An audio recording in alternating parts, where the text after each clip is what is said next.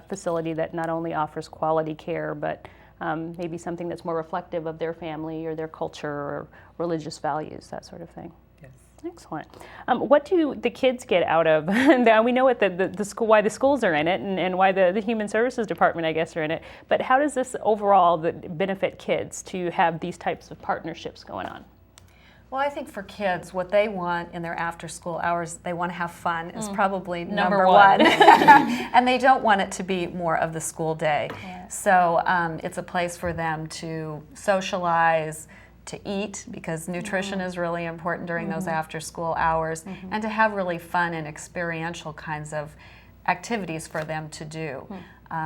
So I think that's a really important component when children and families are selecting a program. They want to make sure that it's meeting the holistic needs of the child. It sounds like that would be something that would parents would appreciate as well, especially working parents who are kind of scrambling after work, just trying to get through traffic and get home, get some dinner, the whole 9 yards. How else does it benefit parents or working parents or just parents who say, I think it would be good for you to be in an after-school program for some different opportunities? It certainly gives parents an option that provides a safe place for their children to be. I think we're all aware of many of the statistics that point out to the fact that often the after-school hours are the hours where they have more opportunity to get into things that may be very unhealthy for them. So it does give them a place to be that is safe, hopefully engaging for them, and perhaps that doesn't necessarily seem like a direct extension of the school day. Right. So the hope is that they're having fun, but that parents can feel more at ease about their child's safety and further development. Are there still, go ahead. I was just going to say, I think the parents also appreciate at least the recreational learning that goes on there. Okay. Are there still the latchkey phenomena? I know in the 80s that we heard a lot about how many latchkey kids there were, and kids who had no place to go except home and to be alone after school. Does that still go on? Is this sort of an answer to that or a solution to that? Well, after-school programs are definitely a solution to the latchkey problem. However, there are still many kids that are going home alone. And as we get into some more challenging economic times and parents have to make some hard choices about how they're going to spend their family dollars, we're certainly concerned that there may be more children going home alone to unsupervised houses. Okay. And I would add that that may be particularly the case where you have a child who has a younger sibling whom they may babysit for. And so sometimes children go home in order to watch another child. Before we go, we've been talking about subsidies for this child care as well as the child care for younger children. Just to reinforce that there is money available. What should people do if they are saying, hey, that sounds like me, that sounds like what I need? They can call the Comprehensive Child Care Program. That number is 206-386-1050. Okay, excellent. And we'll put those up on our TVC website as well as run it during this program later in the program so that you can take that down in case you don't have a pencil and paper handy. But I want to thank my guests for joining me this afternoon. Thank you. We'll be right back.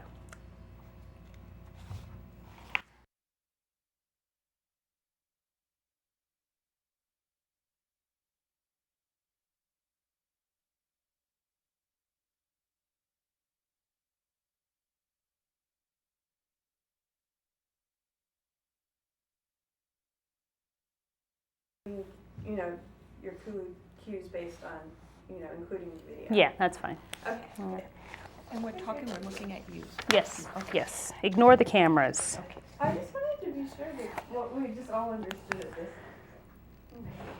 We're continuing our discussion of child care resources in the city of Seattle, which is becoming much more culturally diverse. Census numbers show that trend's going to continue in coming years. That is especially noticeable among children in Seattle and in the public schools. Here's some tips on what to look for when considering whether programs support a child's home culture and language needs. That work? And then we'll go to the video.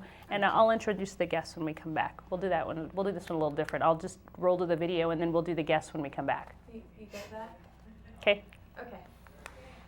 All right, good. Ready? In 5, 4. We are continuing our discussion of child care resources in the city of Seattle. The city, of course, is becoming much more culturally diverse. Okay.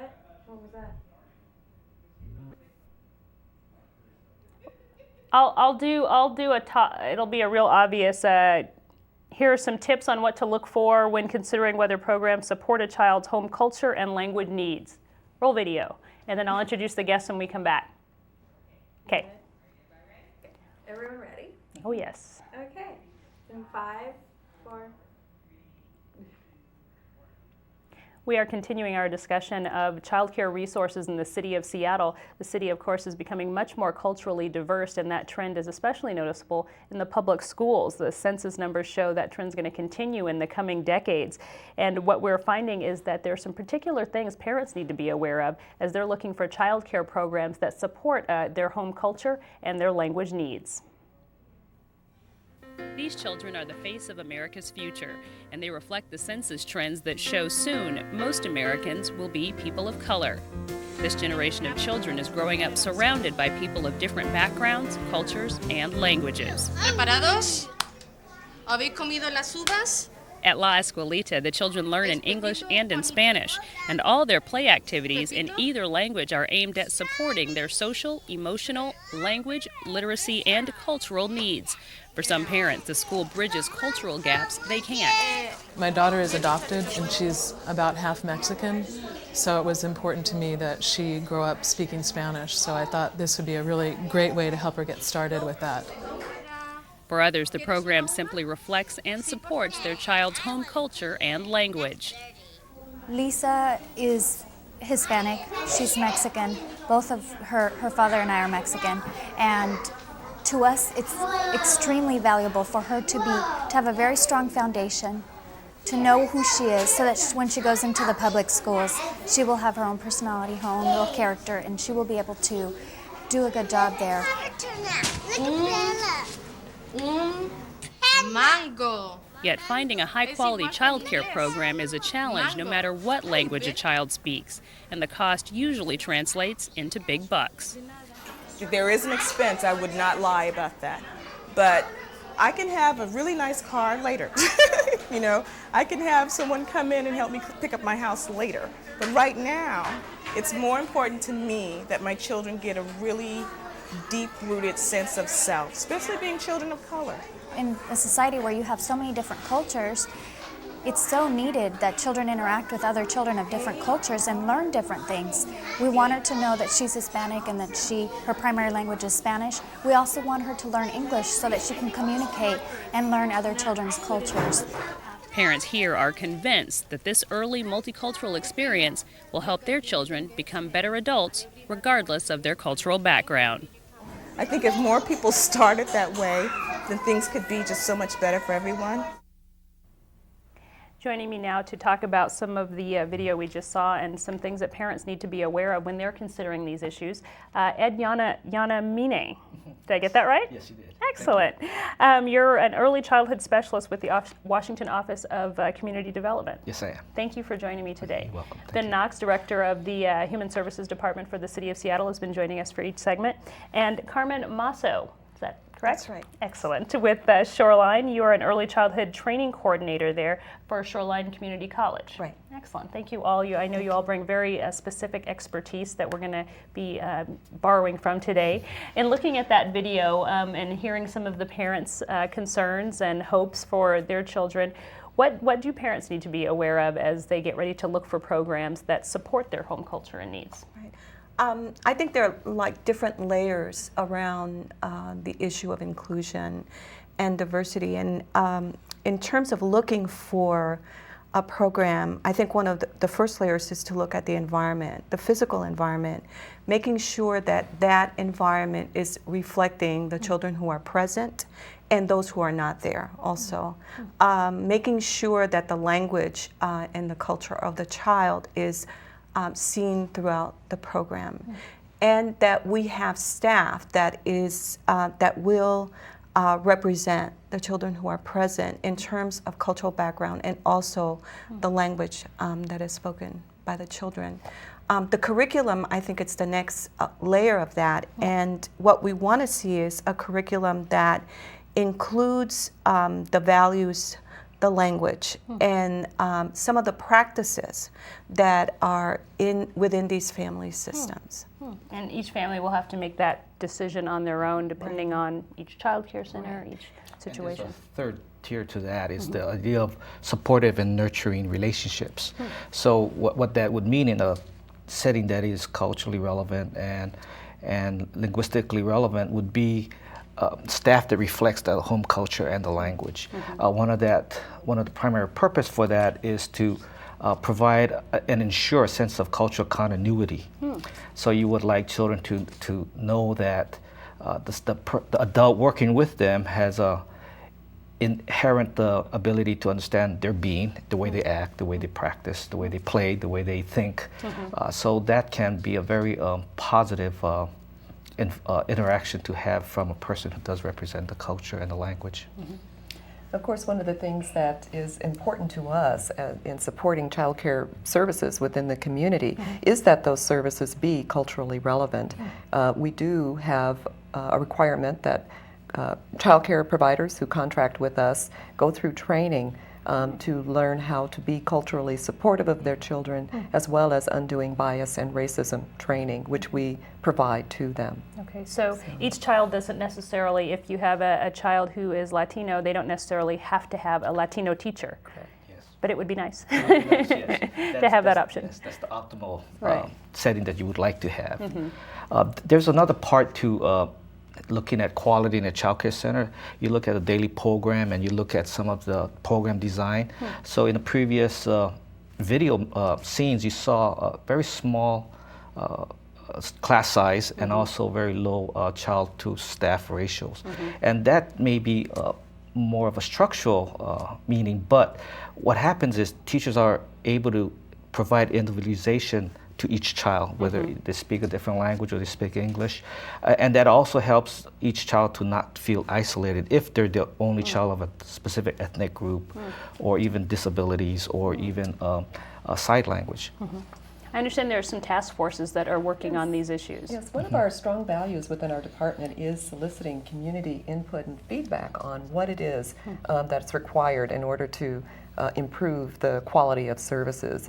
One way that we approach that in the child care arena is to set up culturally specific task forces of people who came in, worked with each other to come up with ideas and recommendations for improvements that could be made and collaborations that could occur to strengthen the child care system. So we have several that have been active, and they include the African American Child Care Task Force, the Latino Child Care Task Force, the Asian and Pacific Islander, as well as the Indian Community Child Care Task Force, and actually the Lesbian and Gay Child Care Task Force as well. All of these were valuable insights for us in terms of ideas that could be implemented.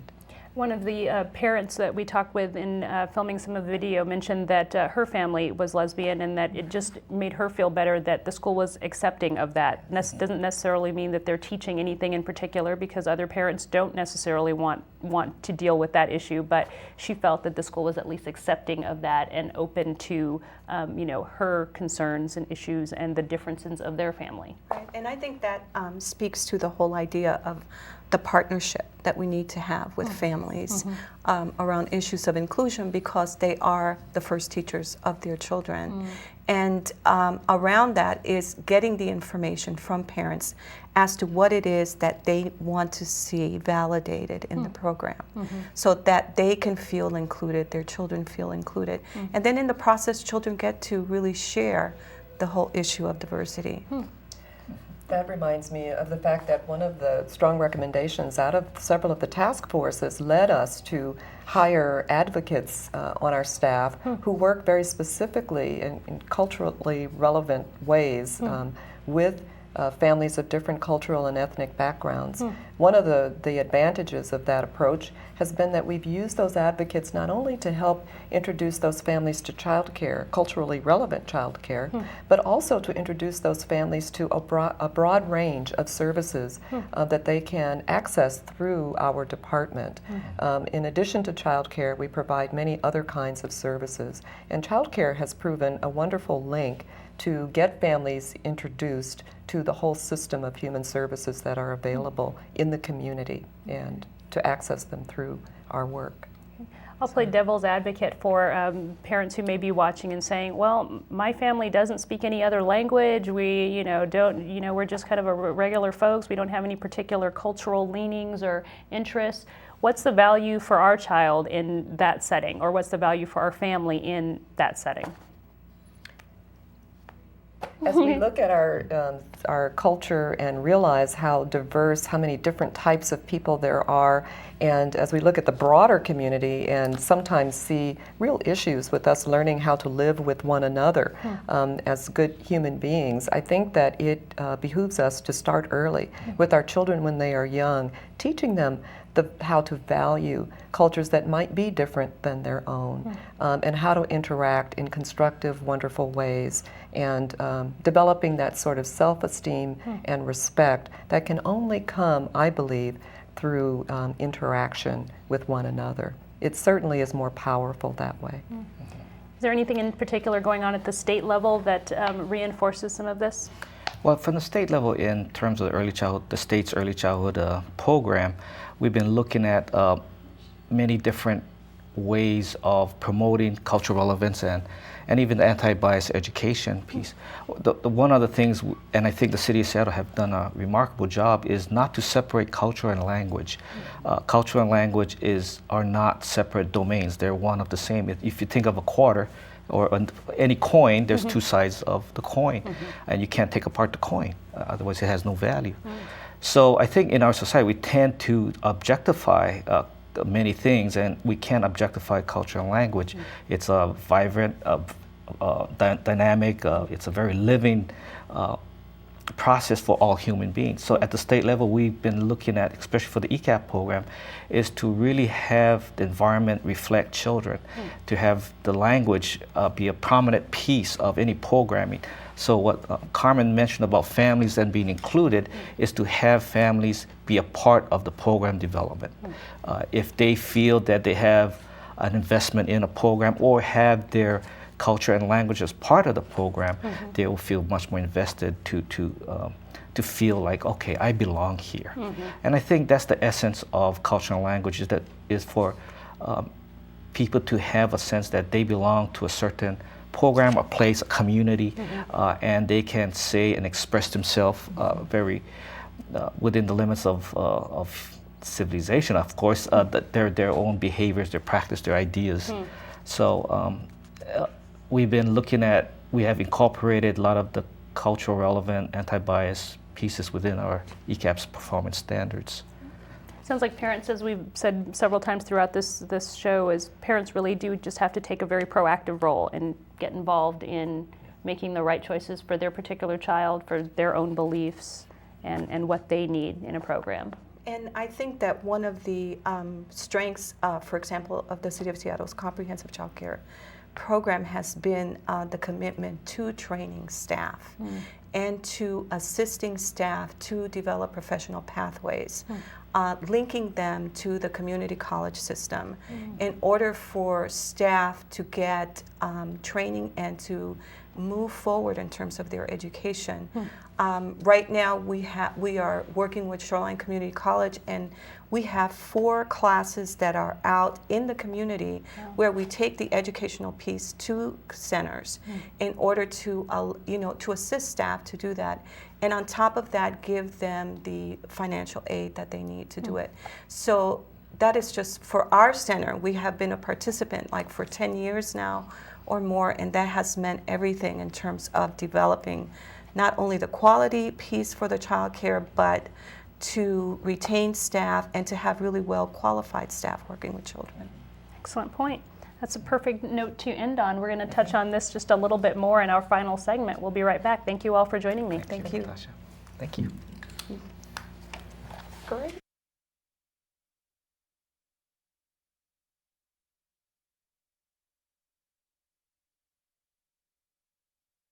The script, the last piece here, I'll be giving these examples. Should I have a wrap-up line after that, or turn it back to? No, just Great. It'll be just like a conversation. Yeah, I'll wrap it all up. Okay. Perfect. Nina Auerbach, I've been here long enough that I can. Thank you, Congressman. Okay, ready? and 5. We are wrapping up our Child Care Resources show and tips for parents on finding good quality child care in the city of Seattle. My new guest joining me for this segment, we've got Nina Auerbach, Executive Director of Child Care Resources. We've also got Bea Calais, Director of Project Liftoff, and of course Vin Knox, who has been joining us throughout the show. Thank you all for joining me again. Finally, we wanted to get to how can parents find quality care? Let's just bring it down to that final important point. It can be tough, and parents have a lot of different ways that they look for childcare, including word of mouth. They ask each other, what's good, where have you been? They look in the phone book, but not all the programs are listed there. But a third alternative is to call an agency such as ours, Child Care Resources, where we have a complete list of all the licensed child care providers in the city and in the county, and lots of information about those providers, the hours, the type of program, what they charge, where it's located, and we're able to match their needs to a provider. Plus, we have a really nice checklist that we give to parents that helps them to think through what should I be looking for when I go to a program. And we really encourage them to visit several programs, to bring their child along, especially when they have it narrowed down, to ask a lot of questions, and to go with a provider that really feels compatible with their values. What about parents who may need help paying for the program they do finally decide on? Well, we would certainly be a place that those parents would want to check in with. Our comprehensive child care program, and the phone number will be made available as part of this broadcast. We are there to help you, and we have staff that speak many languages, and so we hope that we're able to communicate with most people that would be able to call us. These parents must meet income guidelines, live within the City of Seattle's limits, be working or in job training, and have children that are under 13 years of age. We do have a waiting list, but we work through it as rapidly as we can, and we would love to be able to help more and more families. Okay, and that's one of the things that an agency like ours would do is help people figure out what to do in the interim while they're on the waiting list, and what are those more short-term solutions that they can find. What types of short-term solutions are there? Well, getting into another program that might have a sliding fee scale. We want to make sure that they're not eligible for state subsidy, because if they're eligible for state subsidy, then they can utilize that. So we help them even if it involves using somebody within their support system on a short-term basis. Sounds like there are definitely lots of challenges that parents need to contend with. What else is being done to kind of help them deal with some of those challenges? Well, at the broader community level, Project Liftoff is working to help strengthen the early learning and out-of-school time opportunities available to children across Seattle and King County. All told, I think there are about 200 business and community leaders, elected officials, funders, and others rolling up their sleeves and doing some really great and important work. Some examples, there are 2 projects to increase the quality of childcare.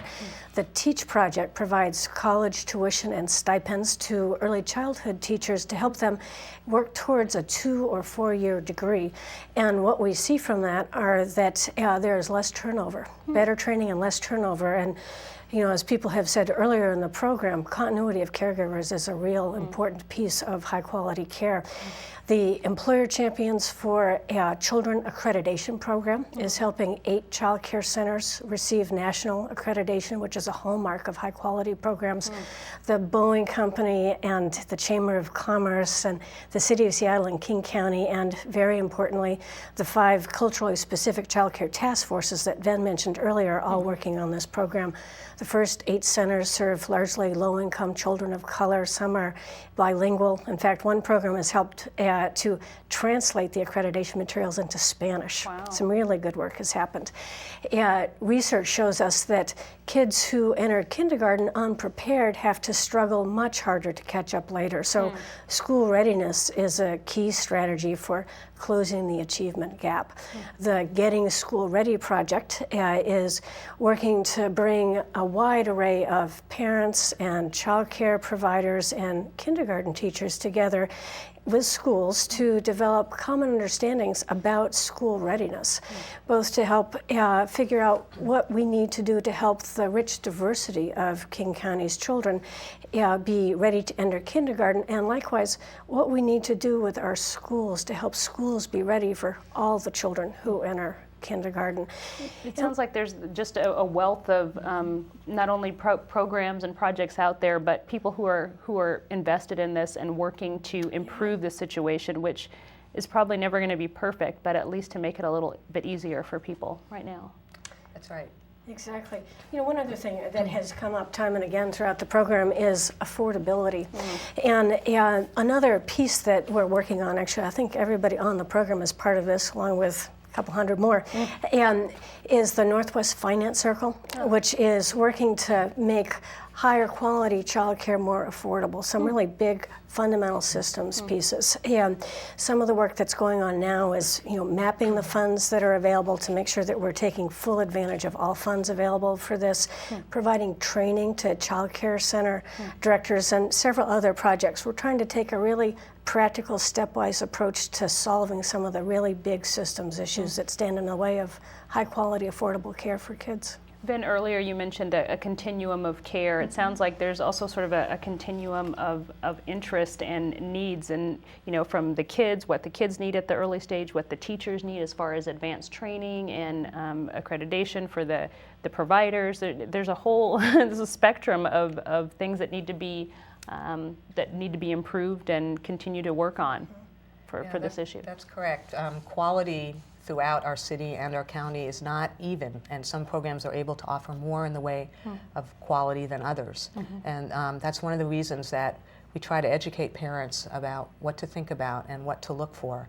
But there are some systemic issues, such as turnover and wages, that pull the whole level of quality down for our community. So that's why programs like the ones that Project Liftoff are working on are really important to really to change that and bring up the level of quality for everybody. One thing that parents need to know is you have to start early on all of this. And I think some people, you know, especially if they're having their first child, may not realize kind of, you know, how early you have to get on the ball to get involved in some of this. That's really true. What we say to parents that are pregnant and call us when they're pregnant is, don't wait until you have the baby to find a child care program. Get started now. Wow. Get on a waiting list. Wow. It's really important. And for those people that are computer literate, we do have a website, which is www.childcare.org, and people can actually go online and see what's out there so that they can start early and really, as soon as they know that they're pregnant, start thinking about what the programs have to offer. On that theme of starting early, it's actually not too early to seek out and register for school-age care programs for the fall. So April is the time that many of those programs start enrolling. Wow, for this coming for September. The coming September. Wow. Yes. Okay. And school's going to be out for a lot of kids pretty soon, so Yes. a lot of parents are going to be scrambling to figure out what to do during the day, during the summer. That's right. We do have a summer database as well that is part of the Child Care Resources database. And so we encourage people now to be calling and finding out what's out there for the summer. If we could give just maybe 2 or 3 top tips for parents who are looking for quality care, what would you say? I would say observe the environment, look at the children. Do the children seem happy and relaxed? Are they interacting well with the caregivers? Does it seem like there's a lot of activities, appropriate activities going on? I would also really want to make sure that there's basic health and safety standards at the center. And I would, something that I think parents really need to pay attention to is communication with the provider. Is the provider someone who's accessible, who's going to talk to them, give them information about their child? Are they open to having the parent drop in and see the child at any time? I mean, those are the kinds of things that I think are really important in terms of building a rapport with the provider and making sure that your child's going to be happy in the environment too. To that, I would add that the parents should definitely seek other parents for their recommendations. And once they've identified a center or two that they believe might be the best environment for their child, seek out some of the parents at that center to make sure that the expectations that they're observing in their visits are what other parents whose children are already there are experiencing. And that it's consistent. I would think that maybe they didn't just hit them on a good day. Right. Right. Visit more than once. Right. Right. Anything else you would add?